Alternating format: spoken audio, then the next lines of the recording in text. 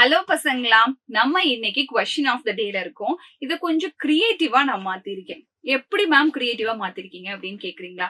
இப்ப நீங்களே பாத்தீங்கன்னா தெரிஞ்சிடும் எந்த லெசன்ல இருந்து இதுக்கான கான்டென்ட் கொண்டு வந்திருக்கேன் அப்படின்னு சொல்லி பாத்தீங்கன்னா ஃபோர்ஸ் அண்ட் ப்ரெஷர்ல இருந்து தான் கொண்டு வந்திருக்கேன். That is our second lesson. சரி, அதுல என்ன சொல்லியிருக்கோம் அப்படிங்கறத பாத்திரலாமா? இதோ நீங்க படிக்கிற அந்த தியரம்க்கு ஒரு டெய்லி லைஃப்ல பார்க்கக்கூடிய ஒரு எக்ஸாம்பிள் எங்க நம்ம யூஸ் பண்றோம். தியரம் படிச்சா மட்டும் போதுமா, எங்க யூஸ் பண்றோங்கிறதும் தெரிய வேண்டாமா? அதை தான் நான் இங்க காமிச்சிருக்கேன். So surface tension, insect simply standing on the water இல்லையா? இதுதான் தெளிவா பாருங்க. Surface tension, insects standing on the water. So first surface tension அப்படிங்கிறது என்ன? டென்ஷனாவே ஃபோர்ஸ் பை ஏரியா தான். சோ அந்த ஃபோர்ஸ் பை ஏரியால இருந்துதான் இப்ப இந்த டேர்ம்ஸ் நம்ம பேச போறோம். இன்செக்ட்ஸ் எல்லாம் இந்த மாதிரி வாட்டர்ல போய் நிக்கிறதுக்கு surface tension is very very important. So அந்த surface tension is equal to surface tension நான் எஸ் கூட டினோட் பண்ணிக்கலாம். That is a tension divided by area. So இங்க ஹையஸ்ட் டென்ஷன் தேவைப்படுது. அது எல்லா லிக்விட் மேலயுமே இருக்குமா அப்படின்னு கேட்டீங்கன்னா கிடையாது. சோ இப்படி இருக்கக்கூடிய இந்த மாதிரி பொசிஷனை இன்செக்ட்ஸ் எல்லாம் வந்து வாட்டர் சர்ஃபேஸ்ல எனக்கு இப்படி நடந்து போகணும் அப்படின்னா ஃபர்ஸ்ட் இந்த வாட்டர் சர்ஃபேஸ் அந்த மாலிகுலர் எப்படி இருக்கணும், அந்த வாட்டர் மாலிகுல்ஸ் வந்துட்டு ஹைலி ஸ்ட்ராங் அண்ட் அட்ராக்டடா எனக்கு இருக்கணும். They have to be highly strong and attracted to each அதரா இருக்கணும். ரொம்ப முக்கியமான விஷயம், வாட்டர் மாலிகுல் ஓகேவா, H2O எடுத்துக்கலாம். சோ வாட்டர் மாலிகுலும் நம்மளுடைய ஏர் மாலிகுல்ஸ் வெறும் O2 மட்டும் கிடையாது. இது ரெண்டுக்குமே இடையில இருக்கக்கூடிய ஒரு அட்ராக்டிவ் ஃபோர்ஸ் தான் நம்ம கொஹெஷன் அப்படின்னு சொல்லுவோம். சோ அந்த கொஹெஷன் அப்படிங்கிறது பாத்தீங்கன்னா that is a surface tension. அந்த கொஹெஷன் தான் இந்த இடத்துல நமக்கு சர்ஃபேஸ் டென்ஷனா பிஹேவ் பண்ணும். சோ ஏரியா இன்க்ரீஸ் ஆக அந்த சர்ஃபேஸ் டென்ஷன் கம்மி ஆயிடும். அப்ப கம்மியான ஏரியால தான் அந்த இன்செக்ட்ஸோட லெக் கேப்சர் பண்ணும்போது அந்த சர்ஃபேஸ் டென்ஷன் அதிக அளவுல நமக்கு இருக்கும். சோ அந்த டென்ஷன் லேயர்னால இன்செக்ட் ஈஸியா இந்த மாதிரி ஒரு வாட்டர் சர்ஃபேஸ்ல டிராவல் பண்ண முடியுது. சோ இத வாட்டர் ஸ்ட்ரைடர்ஸ் அப்படின்னு சொல்லுவாங்க. உங்களுக்கு பேசிக் எக்ஸாம்பிள்ல they were mentioned as a water striders. So இது ஒன் ஆஃப் த ரீசன். இதை தாண்டி நிறைய மெக்கானிசம்ஸ் வந்துட்டு நீங்க பேசலாம். லைக் எப்படி பேசலாம்னா பிசிக்ஸ் சப்போர்ட் நான் எனக்குள்ள சொல்லிட்டேன். இதை தாண்டி நீங்க வந்து வேற என்னென்ன சொல்லலாம் அப்படின்னா இந்த ஸ்ட்ரக்சர் ஆஃப் தட் அந்த இன்செக்ட் இது எல்லாத்தையுமே நீங்க தாராளமா பேசலாம். இதோட சேர்ந்து இன்னொரு பிசிக்ஸ் சப்போர்ட் நான் சொல்லணும்னா இங்க கொடுக்கக்கூடிய அந்த tension should be greater or equal to gravitational force of the insect இருக்கணும். gravitational force of the insect எனக்கு பிஹேவ் பண்ணணும். அப்பதான் இந்த வாட்டர் ஸ்ட்ரைடர்ஸ்னால நமக்கு டிராவல் பண்ண முடியும் அப்படிங்கறத சொல்லிடுறேன். சோ நெக்ஸ்ட் நம்ம மூவ் அப் பண்ணலாம். viscosity and its example. First one, what is the viscosity? Viscosity அப்படிங்கிறது ஒரு அப்போஸ் பண்ணக்கூடிய ஃபோர்ஸ். அதாவது லிக்விட்ஸ்க்கு இடையில இருக்கக்கூடிய லேயர்ஸ்க்கு இடையில, இப்ப இதுதான் என்னுடைய லிக்விட்னா இந்த லிக்விட்ல ஃபுல்லா இடையில லேயரா இருக்கும்.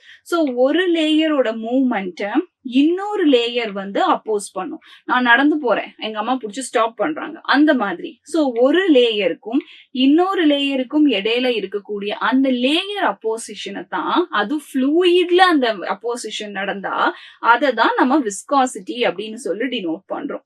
சோ ஹை விஸ்காசிட்டி இருக்கக்கூடிய லிக்விட் நகர்றதுக்கு ரொம்ப நேரம் ஆகும். அப்ப எக்ஸாம்பிள் என்ன? நம்மளுடைய ஹனி நம்ம எடுத்து இப்படி விழுக வைக்க ட்ரை பண்ணோம்னா சில ஹனிஸ் எல்லாம் விழுகிறதுக்கு ரொம்ப நேரமாகும். இப்படி வச்சு இப்படி பார்த்துக்கிட்டே இருக்க வேண்டியதான், என்னைக்கு நீ விழுந்து முடிப்ப அப்படிங்கிற மாதிரி. சோ ஹை விஸ்காசிட்டி இருக்கக்கூடிய லிக்விட்ஸ் ரொம்ப ஸ்லோவா தான் மூவ் ஆகும். ஹனி மட்டும் கிடையாது, சோ கேஸ்டர் ஆயில்ஸும் நீங்க யூஸ் பண்ணிக்கலாம். தென் திக் சிரப், இது எல்லாத்தையுமே வந்து விஸ்காசிட்டிக்கு பெஸ்ட் எக்ஸாம்பிளா சொல்லிக்கலாம். லோ விஸ்காசிட்டி இருக்கிறது கடகடன்னு போயிடும். ஒரு எக்ஸாம்பிள் என்ன? நம்ம வாட்டர். அதே மாதிரி ஹை விஸ்காஸ் இருக்கக்கூடிய ஒரு லிக்விட சாப்பிட்டா நமக்கு த்ரோட் பெயின்லாம் வரும் இல்லையா, பலிக்கிற மாதிரி ஒரு ஃபீல் இருக்கும். அது எதனால தெரிஞ்சதுன்னா மறக்காம கமெண்ட் பாக்ஸ்ல கமெண்ட் பண்ணுங்க. நெக்ஸ்ட் எக்ஸாம்பிளுக்கு போகலாம். Static friction and its examples. So what is a static friction? நான் மூவ் பண்றேன், மூவ் ஆக மாட்டேங்குது. That is a static friction. நான் நின்னுட்டு இந்த டேபிள் இப்படி மூவ் பண்றேன், அந்த டேபிள் எனக்கு மூவே ஆகல. அதுதான் நம்மளுடைய ஸ்டாட்டிக் ஃபிரிக்ஷன். அப்ப பேசிக்கலி ஸ்டாட்டிக் ஃபிரிக்ஷன் அப்படிங்கிறது ஒரு ஆப்ஜெக்ட நம்ம மூவ் பண்ணும்போது அந்த ஆப்ஜெக்ட் மூவ் ஆகாதது. அப்ப அந்த ஆப்ஜெக்ட் மூவ் ஆகலைன்னா அதுக்கான ரீசன் என்னங்கறத நான் இங்கனக்குள்ள சொல்லிடுறேன். அந்த ஆப்ஜெக்ட் அப்போஸ் நீங்க கொடுக்கிற எக்ஸ்டர்னல் ஃபோர்ஸ் விட அந்த ஆப்ஜெக்டோட ஃபிரிக்ஷனல் ஃபோர்ஸ் அதிகமா இருக்கு. அதனாலதான் அந்த ஆப்ஜெக்ட் மூவ் ஆகல. அப்போ எக்ஸ்டர்னல் ஃபோர்ஸ் பத்தல, அந்த இடத்துல அது அப்போஸ் பண்ணி கொடுக்கிற ஃபோர்ஸ் விட அந்த ஃபோர்ஸை விட நீ கம்மியா தான் இருக்க, அதனாலதான் அந்த ஆப்ஜெக்ட் மூவ் ஆக மாட்டேங்குது.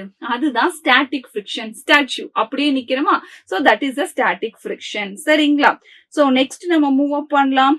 Kinetic friction and its example. Kinetic friction அப்படிங்கிறது ஆப்ஜெக்ட் நமக்கு மூவ் ஆயிட்டே இருக்கும். மூவ் ஆகிற ஆப்ஜெக்ட் மேல ஒரு அப்போசிங் ஃபோர்ஸ் வந்துகிட்டே இருக்கும். Opposing force on the moving object. ஓகேங்களா? அப்போ அதாவது அவன் வந்துட்டே இருக்கான், இவன் தடுத்துக்கிட்டே இருக்கான். எந்த இடத்துல இவன் கொடுக்கிற ஃபோர்ஸ் கம்மி ஆகுதோ இவன் பெருசா மாறிடுவான். அப்போ இந்த இடத்த பொறுத்த வரைக்கும் ஒரு பாக்ஸ நம்ம ஸ்லைட்ல வச்சு தள்ளி விடுறதா இருக்கட்டும், அது என்ன பண்ணுது, அப்போஸ் பண்ணி மூவ் ஆகிறத அப்போஸ் பண்ணுது. எந்த இடத்துல உங்க ஃபோர்ஸ் கம்மி ஆகுதோ அப்ப அவன் மேல போய் ஆப்ஜெக்ட மிட்ல ஸ்டாப் பண்ணி வச்சுப்பான். அது இந்த மாதிரி ஐஸ் ஸ்கேட்டிங், ஒரு காரை பிரேக் பண்றது, இது எல்லாமே நம்ம எழுதுறது, இது எல்லாமே நமக்கு கைனடிக் ஃபிரிக்ஷன்ஸ் தான். சோ கைனடிக் ஃபிரிக்ஷனுங்கிறது ஆப்ஜெக்ட் மூவ் ஆயிட்டு இருக்கும் போதே தடுக்கிறதுக்கு ட்ரை பண்ணிட்டே இருந்து ஒரு இடத்துல டக்குன்னு ஸ்டாப் பண்றது.